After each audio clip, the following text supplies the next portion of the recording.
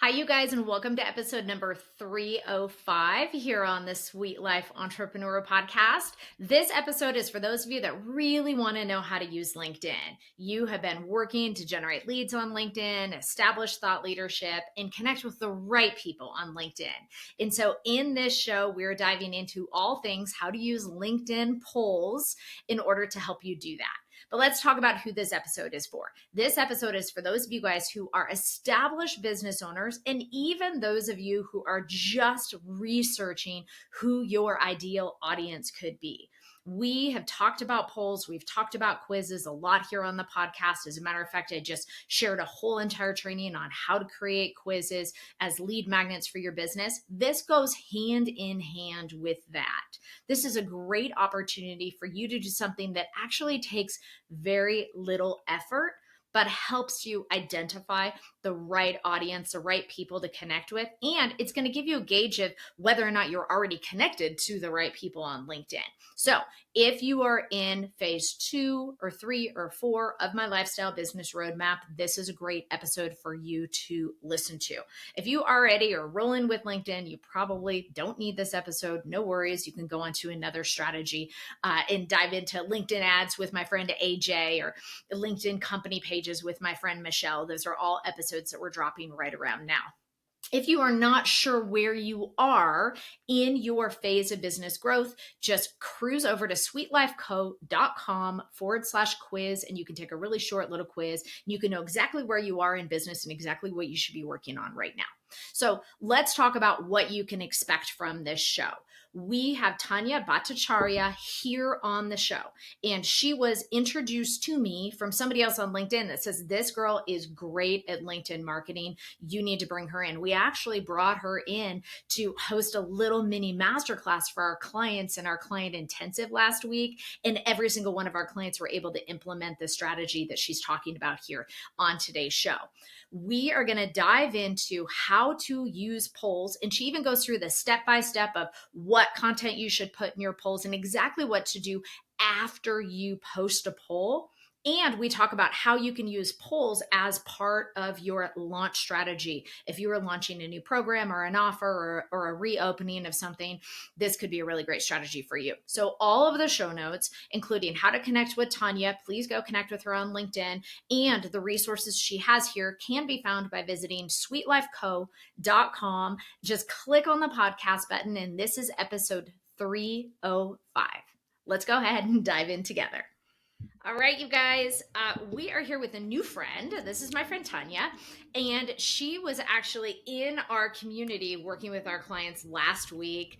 And when I first met her, actually, I was referred to her by somebody else through LinkedIn for the purpose of LinkedIn growth, LinkedIn lead gen.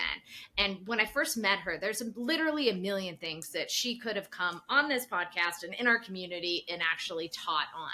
But we honed it down on one particular activity, one strategy, and we're going to unpack this strategy for you here today on the show. And it's all about LinkedIn polls. And so, anyway, we're going to dive into all that and the step-by-steps of how to do it today on the show. But welcome to the Sweet Life Entrepreneur Podcast, Tanya. I'm so glad you're here. Do you want to share with everybody a little bit of background about you and how you got started doing what you're doing? Yeah, absolutely. Well, thank you first of all so much for that warm welcome. It's so good to be here. I love chatting about, all things LinkedIn and entrepreneurship. So I got here, as we all do through a kind of roundabout way. I didn't think I was going to be an entrepreneur growing up. I went right into the nonprofit field. So I was always a, do-gooder. And I ended up working for a women's addiction treatment program for 12 years, doing all things fundraising, marketing, alumni, all that kind of good stuff. And, eventually I became the executive director. And, we were a small, scrappy sort of startup, nonprofit. Well, I wouldn't say startup, but we were a scrappy nonprofit for sure. And so, you know, um, I was trying to figure out ways to really get our name out there, to really build relationships, to really like grow influence and trust in our community without a huge budget and without like hiring a giant marketing team and a PR firm and all that kind of stuff. So I challenged myself to use LinkedIn to share, one interesting story per week, to connect with a couple of local, business influencers, corporate giving folks, people who worked for local foundations, and just start to build my voice as a local nonprofit ED. And slowly but surely, magical things started to happen. And I really want to say, like, slowly but surely, it didn't happen right away, but it was a slow build and a slow burn. And after about, a quarter or so, we started getting inbound like inquiries for, major gifts. We started getting organic PR opportunities. We started getting organic referrals, and all these things that I used to have to really pound the pavement for were just sort of happening all just through LinkedIn. And so I'm a huge just like advocate and evangelist for LinkedIn. I think it is such an underused platform still. I think it is still unsaturated, and there's so much we can do to really connect with the movers and the shakers that can really like supercharge our business, our mission driven business. Yeah.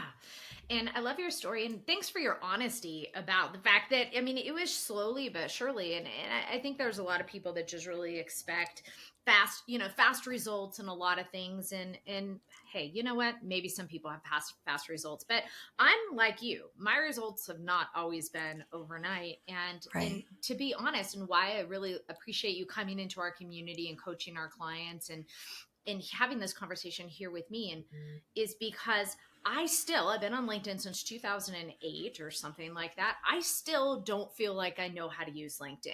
I still feel like I go that, like, I love hanging out on Instagram. I can post pictures of my kids and my hiking and all this other stuff and kind of behind the scenes podcast stuff. But on LinkedIn, I just don't really feel like I have still found my groove. And I feel this is like really, to be honest, I feel very different than a lot of businesses on LinkedIn because I don't work for a corporation. I never have a day in my life. There's all of these different really big companies on there, and I kind of just really feel like I haven't found my people yet, to be honest. Yeah. And so doing things like what you are going to share here on today's show, I think a lot of our listeners might feel like I do. And, they're subject matter experts, they are consultants, they are coaches, they are, service providers, but they don't really, they don't work for a big tech company, and they aren't an employee. They are the COO.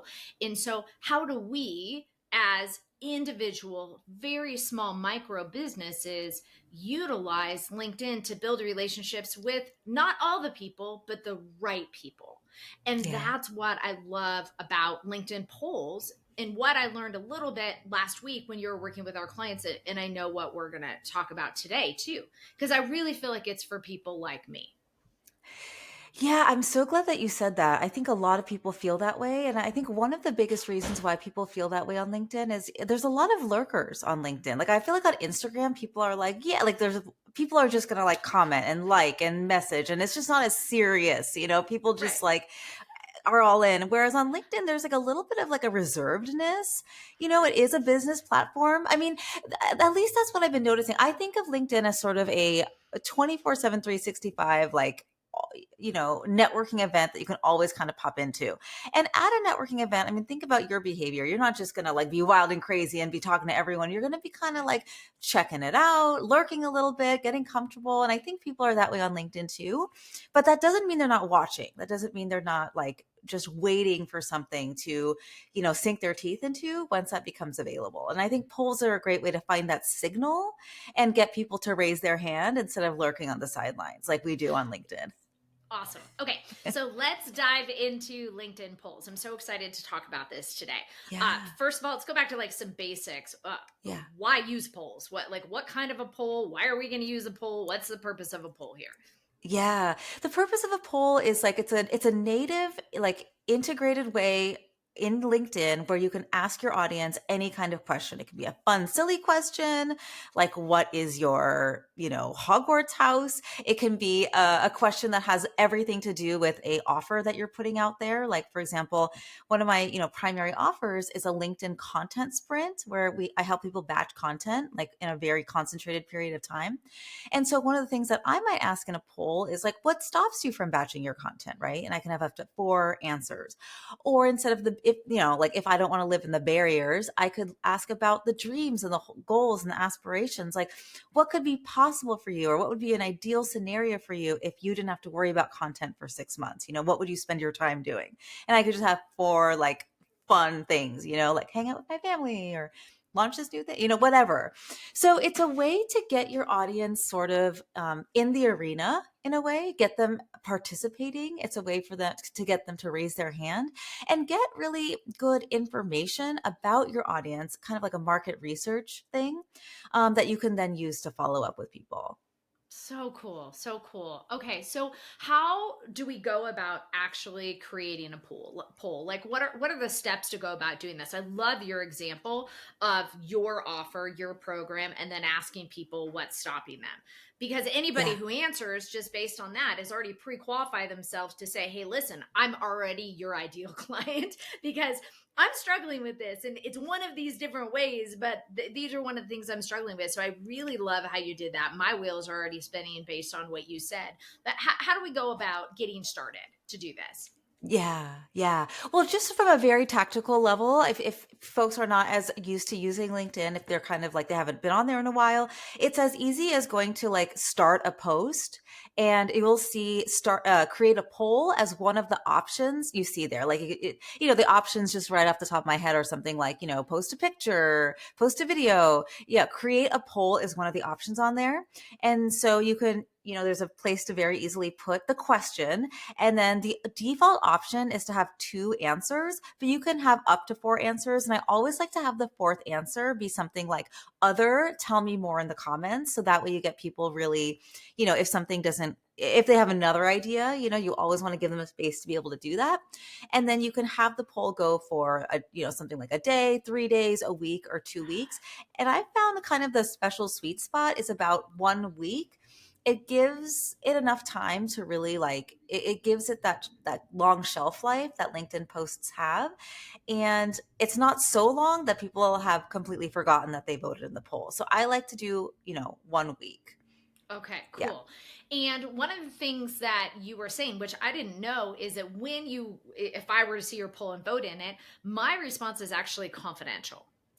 Yes, this is one of my favorite parts about the LinkedIn poll, because I think a lot of people get nervous, like nobody's going to vote in my poll, and then I'm going to look like a loser, and that's a whole nother thing that I could talk on and on and on about. But the reality is, people are not, think about your behavior. Like if you're scrolling LinkedIn and you see somebody with, just a poll that has a couple of responses, you don't think negatively of them. So don't be nervous about putting out a poll and not getting as many responses as you want. This is all about practice. This is all about just like putting yourself out there and building the muscle, right? But, I kind of went on a tangent there. So we were talking about the confidentiality piece. Yeah, like I remember once I put out kind of a vulnerable poll. I was like, what stops you from showing up and, playing bigger, right? Building a brand, showing up with your authentic voice, something like that. And I was like, nobody's really gonna like put them like answer this on LinkedIn, but people did. And the reality is, like you said, people can see what the results are of your poll in terms of percentages. They can see like a bar graph of how the answers came out in terms of percentages, but they can't see who voted how, which is really great. But as the poll creator, you can see how everybody voted. And probably my favorite part of the poll is LinkedIn makes it really, really easy for you to just like with one click of a button next to each person's, kind of picture in your poll, there's a little button that you can click to send them a message right away. And in that message, it will include an attachment of the poll. So even if it's been, a week since they voted, even if it takes you a little while to get to your follow-up after a poll, it's totally fine, because that poll will show up in your message and you can just say something like, hey April, like thanks so much for voting in this poll. I see you voted for, answer B, whatever that is. And then you can actually start a dialogue. You can share a helpful resource. You can ask if they would like for you to send them a very specific resource that you have created just for them based on how they voted in that poll, right? Which of course they're going to want, because they already told you this is something they're struggling with, right? Or something that they desire. Yeah, it's so smart. So the strategy is creating the poll. And I mean, as users, I think it's important for us to know that it's confidential, which is really good. And I love as Yeah. the poll owner that we get to see all the responses. But then the strategy you're saying is then sharing, and there's a follow up strategy Yeah. after. It's not just the poll, it's not for information, but then you can message and share the actual results of the poll at the end of the poll with everybody who took it, which I love that because that is such a natural next step conversation to have. What besides like sharing the poll results, and you're saying so asking if they would like you to share a resource based on their outcome instead of just being like, here you go. Yes, yes, yes. Something that I hear a lot from people and that I struggle with myself is like really, really not wanting to be spammy, salesy, icky, because we all get those messages from people that we don't know trying to sell us something, and it gives us that ick factor. Nobody wants that. Like, I can't imagine that that's really working for anybody, really. And so something that makes me feel a lot better about this process, and and I think on the other side, it feels good too, is, let's say somebody voted in my poll that they don't batch content because they have writer's block. I don't know. I'm just coming up Right. with something. I could say, hey, like, thanks for voting my poll. I see you, voted for writer's block. I totally get that. A lot of people said that as well. I actually put together this whole like mini podcast episode about what to do when you have writer's block.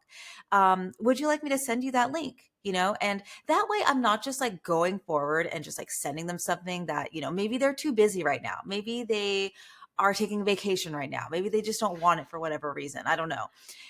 But the act of them saying, "Oh, actually, yeah, like that's so nice. Like, yes, I would like that." It creates that permission-based conversation, and it makes it feel good on both sides that you're moving forward in a conversation that both parties want to have. Yeah. And then so what I would recommend is having some kind of mini resource for each of the answers that are in your poll. And it doesn't have to be complicated. It doesn't have to be a whole pod. It could be a short blog. It could be a short Loom video. It could be, like a one-page PDF. It does not have to be complicated, but something that's targeted to how they voted in that poll. So you have something immediately for them, right? And just as a, example, when I did this during my last launch, I had 60 people vote in my poll, and about like a little bit more than half of them said yes to my inquiry. And so that's about like like a 50% conversion. baseline. Right. Yeah, Yeah. that's just like an example number that you can go with. Not everybody's going to say yes, and that's okay because you're just whittling it down to the people who really are interested, and really the people who you're going to have the most kind of productive, fun, valuable sort of like conversation with in the DMs. Okay. And okay, so let me ask you some questions that are in my head, and I'm trying to Yeah. imagine what our listeners are or what their questions are right now as well. And if you guys have questions about this, if you have questions for Tanya, please connect with her on LinkedIn. And, and if we're going to make sure her resources is in there too, and just and ask her directly too if we miss some of your questions. Some basics. How frequently could somebody post a poll? Yeah. I mean, honestly, you could do one like pretty frequently. I personally would probably limit it to about, maybe two per month. Okay. And it kind of depends on your posting cadence. Like if you post every day, then yeah, absolutely two per month is no biggie. I tend to teach this kind of strategy to folks who are, they tend to be like in the trenches. They are oftentimes like nonprofit EDs, or they're very busy. They're not trying to spend all their time on LinkedIn. So I kind of teach a strategy of posting once per week.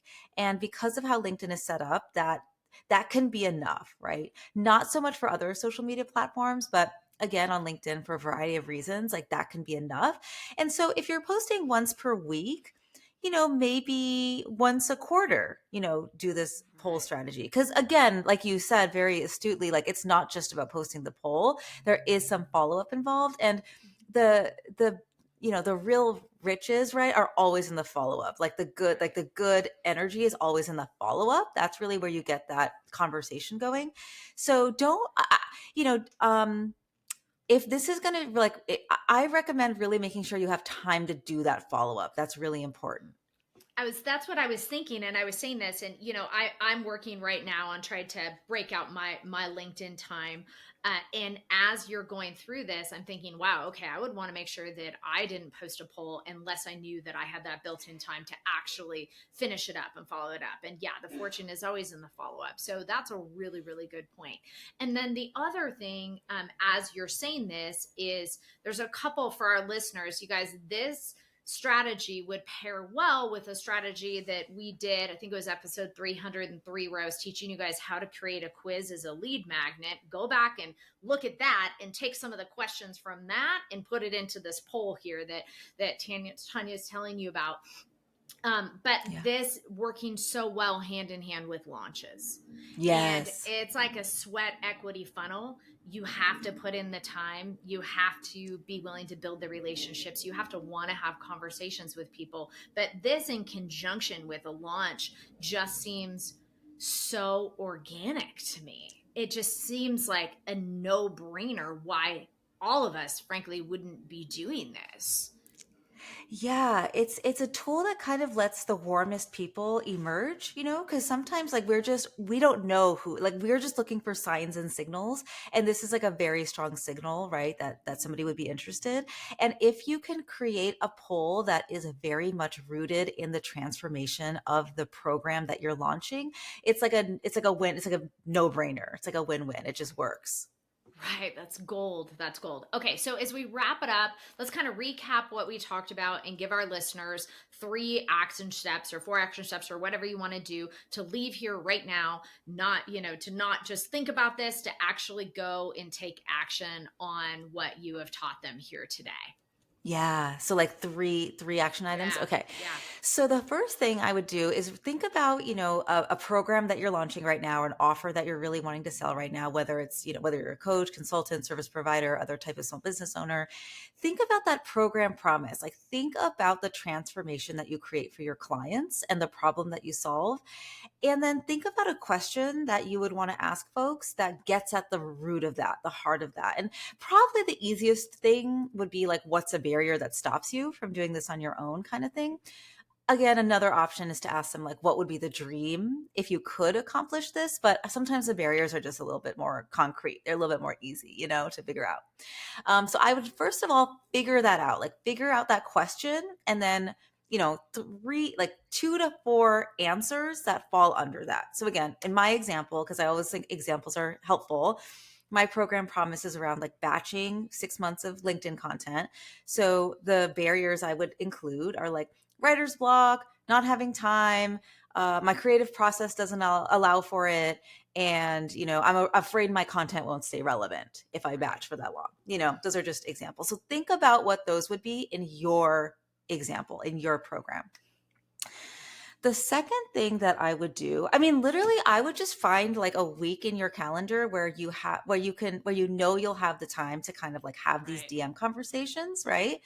And really, that you're going to want to have that time the week after you post the poll. So just like think about that.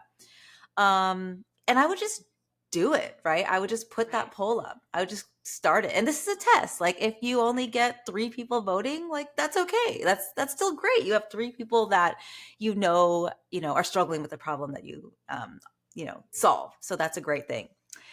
And the third thing that I would do, or kind of action item that I would take, is LinkedIn is organically going to show your poll to people, people that you know already, then you're connected with, people that you don't know, but are connected to the people who are voting. Like it'll have that sort of just like networky effect. But don't be afraid to share the poll in other places other than just LinkedIn, right? Yeah. So in your post, there's a little, it's going to look like 3 little dots on the top right of your post. You can click on those 3 dots and a drop down is going to come up, and you're going to select copy link to post. And then in your clipboard, you've got a direct link to that poll. So if you send out a weekly newsletter, like promo the poll in that that newsletter, right? If you're a member of any Slack channels, Facebook communities, if you have a, group of business besties that just, you all support each other, a peer mastermind. Like there's so many networks that you're in that just aren't LinkedIn.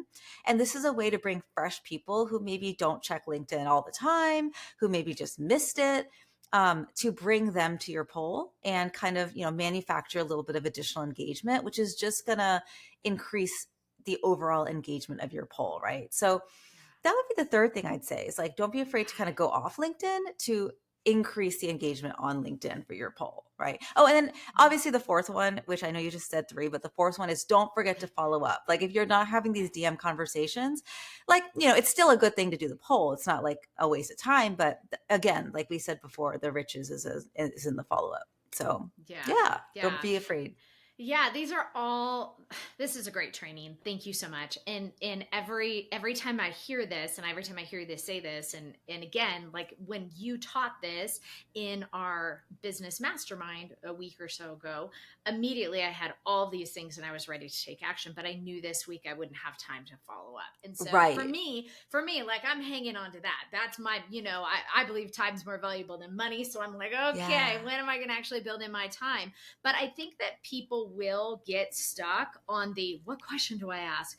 And just to remind you guys, go back to all of your offer engineer training. What exactly like Tanya said, like what transformation do you deliver? What is the end result of that? And what are the pains and the problems that you are helping people solve it? And what are their struggles? Why aren't they there already? Why do they need you? So just some good reminders, and you can sort the podcast website for all the trainings on offer engineering if you guys are stuck there too. So Tanya, you have this LinkedIn batching thing coming up, and I know you want to share a resource with our listeners as well. And you guys, please move forward and connect with Tanya too for her time and just blessing her for being here and pouring into us. Tell us about that resource where people can interact with you more. Yeah, definitely, definitely. Well, like you said, April, like definitely a great place to find me is LinkedIn. But I know in the show notes we're going to include a link to this kind of freebie I have, which is 14 free prompts that you can use to inspire your ongoing LinkedIn posts, right? And I think polls might be one of the 14. I mean, that would make sense, right? But there's all kinds of things that you can kind of like ask yourself to really let the most impactful LinkedIn content emerge. So definitely check that out. And yeah, I'd say those are two really great ways to connect. Yeah, I appreciate your time so much. We'll make sure all of the details are in the show notes. And then we'll, of course, be posting this on LinkedIn as well. Thank you so much for coming in here. And you guys, Tanya teaches much more than polls. That was just like one little thing that she talks about that we wanted to bring to you today. So it's an actionable strategy that you can implement right away. But she's a great resource if you are looking for other support in this area. And I appreciate you being here on the show. Thank you so much for your time. Absolutely, April. It was so good to be here. Thanks for the invitation. Thank you.